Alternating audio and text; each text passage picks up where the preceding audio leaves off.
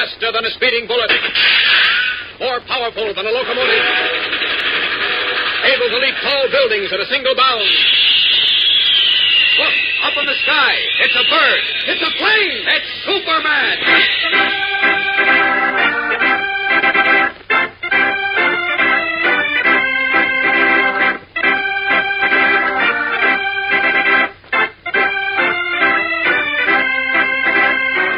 Yes, it's Superman, strange visitor from the planet Krypton, who came to Earth with amazing physical powers far beyond those of mortal men, and who, disguised as Clark Kent, mild-mannered reporter for a great metropolitan newspaper, wages a never-ending battle for truth and justice.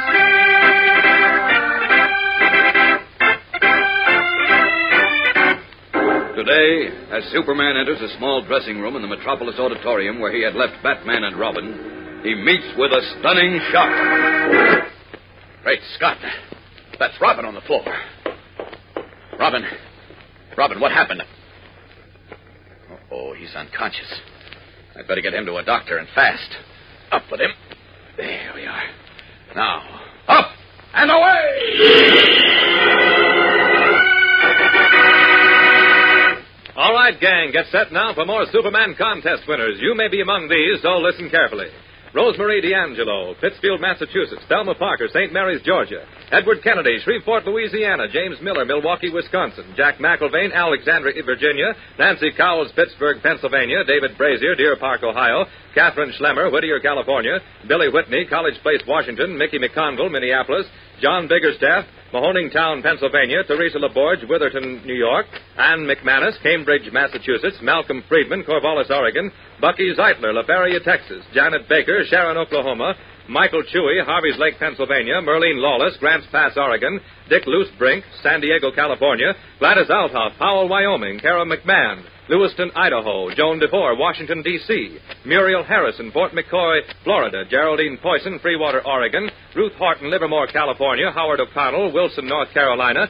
Doris Pierce, Norfolk, Virginia. Betsy Brown, Kearney, New Jersey. Bob Verdi, North Tarryton, New York. Margian Bremer, Parker's Prairie, Minnesota. Darrell Carroll, Logan, Utah. Colleen Elay, Adza, Iowa. Linda Campbell, Dallas, Texas. Jim Roach, Terre Haute. Caroline Root, Nottingham, Pennsylvania. Jimmy Oster, University Heights, Ohio. Bruce Kershaw, Fall River, Massachusetts. Roger Nouth, Oradell, New Jersey. George W. Collins, Corvallis, Oregon. John Wright, Philadelphia. Robert Snyder, Staunton, Virginia. Marie Ciolino, San Francisco. Rosemarie Pugliese, Brooklyn, New York. Donald Barron, Nanticoke, Pennsylvania. Susan Spinner, Seattle, Washington. Ethel Kolko, San Luis Obispo, California. Shirley Wynn, Elk Basin, Wyoming. Donald DeBow, Billings, Montana. Lester Weiner, Dorchester, Massachusetts. And Arthur Leslie, Camden, New Jersey. That's all for now. More later in the program, so keep listening.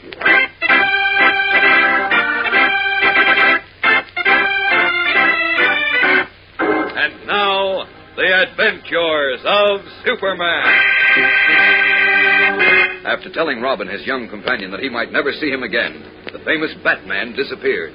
Then, 12 days later, while Robin and Superman hunted desperately for him, Batman apparently reappeared without notifying his friends and delivered a rabble-rousing, un-American speech in Metropolis Auditorium. Unable to believe their ears, Superman and Robin, in their guises of Clark Kent and Dick Grayson, respectively, hurried to Batman's dressing room after the speech. But when they were given a cold reception, Robin asked Kent to leave, then appealed to Batman to explain his amazing behavior. To his utter bewilderment, the man he considered his dearest friend turned on him viciously. And when Kent returned a short time later, he found Batman gone and Dick lying on the floor, unconscious.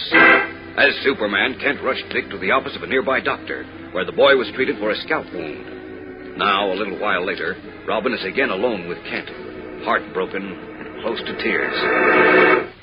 He hit me, Mr. Kent. Batman hit me. He called me a brat and then he slugged me. He never did anything like that before. Never. I know, Dick. He never even lost his temper with me before. I can't understand it, Mr. Kent. I just can't understand it. Can't understand that any more than I can understand Batman's making that rabble-rousing, un-American speech at the auditorium. Why, if I hadn't heard him myself, I never would have believed it. Oh, look, Mr. Kent. Do you suppose that fellow Jones, the man we heard on the recording with Batman, do you think he's making him act this way? Could be, Dick. It could be. But the Batman I knew would have knocked Jones down, regardless of what it meant to him, before he would make such a selfish, bigoted, un-American speech. Yeah, I guess he would. Then why is he acting this way? Well, offhand, I can think of only two reasons, Dick. Such as?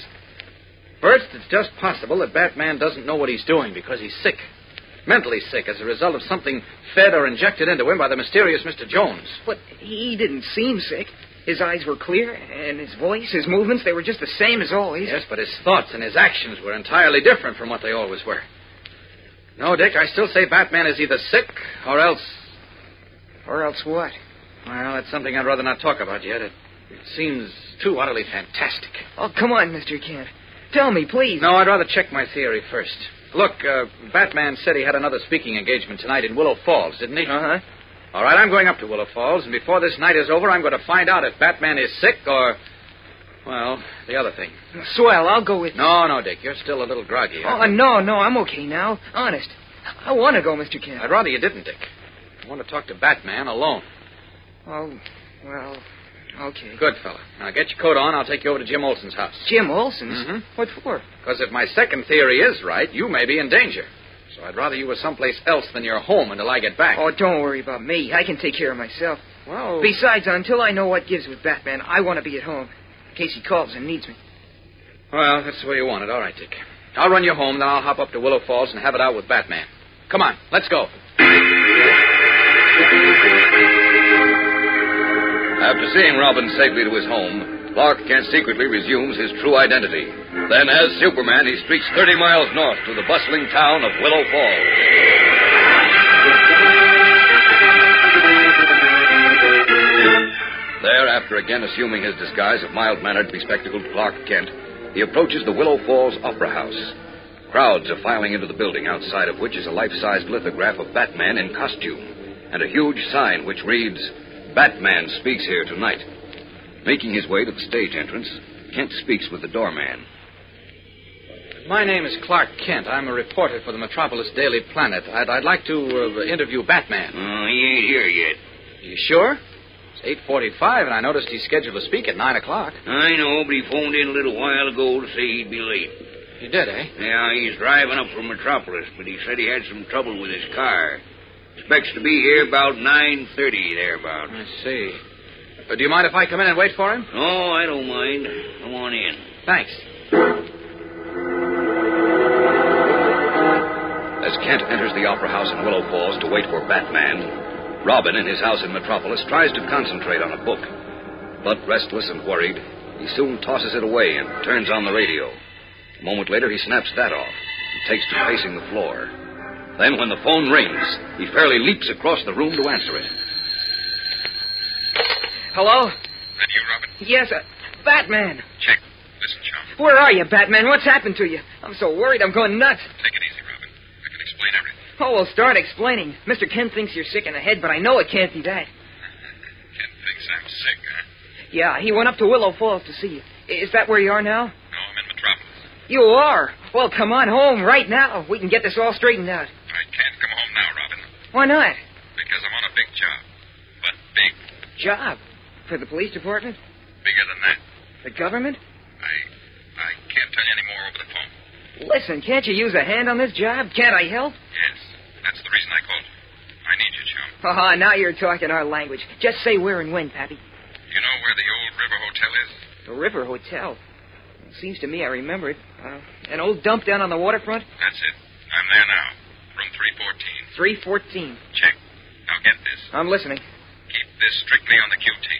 Don't tell Kent or even Alfred that I called, or where you're going. Understand? I'll make like a clam, Pappy. Good.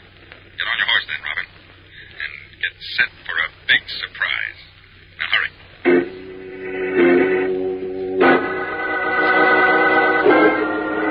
What is the big surprise that has just been promised the now happy Robin? We'll be back in a moment to find out, so keep listening. Stand by now for more contest winners. Here they are. Marilyn Kornberg, Brooklyn, New York. Bill Bruckert, Chicago. Sharon Avery, Bremerton, Washington. Myrna Barotza, North Sacramento, California. Donald Shanton, Portland, Oregon. James Boos, Huron, Ohio, Tommy Paulson, Washington, D.C., Louis Abitula, Oakland, California, Edward Smith, Uxbridge, Massachusetts, Dave Schneider, Schofield, Wisconsin, Angela McCauley, Floral Park, New York, Ronald Tallman, Manville, New Jersey, John Willows, Lewiston, Idaho, Harry Tykes, Pittsfield, Massachusetts, Billy Grubb, Kenton, Ohio, Mary Matsella, Princeton, New Jersey, James Smith, Norwalk, Connecticut, Ruth Heckathorn, Van, Pennsylvania, Bob Johns, Portland, Oregon, Bobby Ludwig, Highland, Ohio, Charles Russell, North Hollywood, California, Robert Riley, Port Blakely, Washington, Lewis Hall, Pittsburgh, Pennsylvania, Janet Moden, Portland, Oregon, Judith Ranson, Windsor, Connecticut, Larry Connor, Los Angeles, Skig Nakagawa, Powell, Wyoming, Norman Forrester, Walla Walla, Washington, Hubert Smith, Asheville, North Carolina, David Moeller, Englewood, Colorado, John McSweeney, Bell Harbor, New York, Mike Berger, Murray, Utah, Nellie Gregg, Morgantown, West Virginia, Davis Hesp, Athena, Oregon, Leonard Pusinen, Plainville, Connecticut, Vivian Powers, Philadelphia, Harold Clark, Milwaukee, Wisconsin,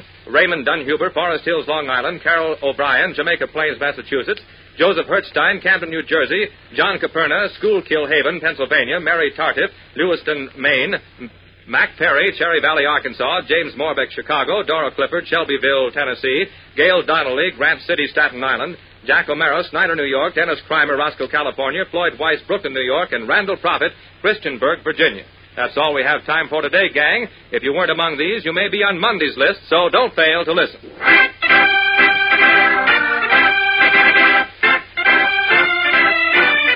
And now, back to the adventures of Superman.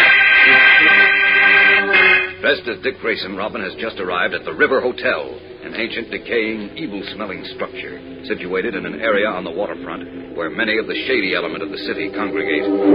In the small, paint-peeled lobby, furnished with a few sagging horsehair chairs, two furtive-eyed men glance sharply at Robin, then quickly look away. And the sleepy, bleary-eyed clerk at the switchboard seems to take no notice of the youngster as he walks swiftly to the rickety, uncarpeted stairs and takes them two at a time.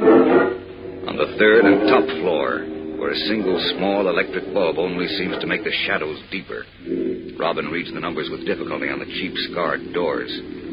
Finally, he finds room 314, the number Batman had given him, at the end of the hall. He stops and knocks on the door. Harriet? Hiya, Batman. What the...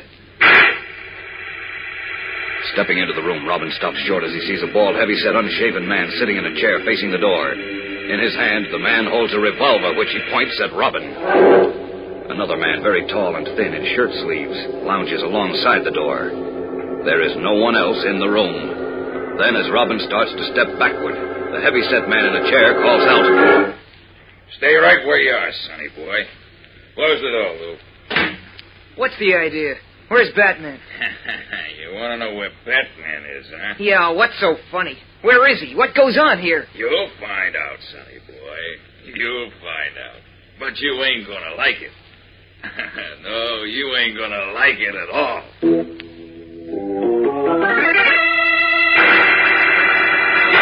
What does this mean? Was Robin deliberately led into an ambush by Batman? It hardly seems possible. But then other things Batman has done since his strange reappearance have hardly seemed possible, too. What will happen now to Robin as Superman, 30 miles away in Willow Falls, is unaware of this latest and serious development?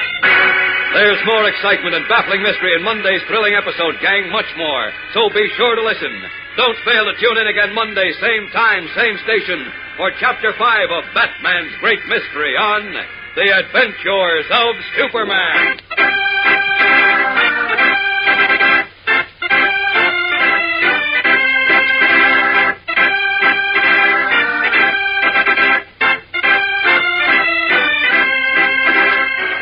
Superman is a copyrighted feature appearing in Superman DC Comics magazine and is brought to you Monday through Friday at this same time.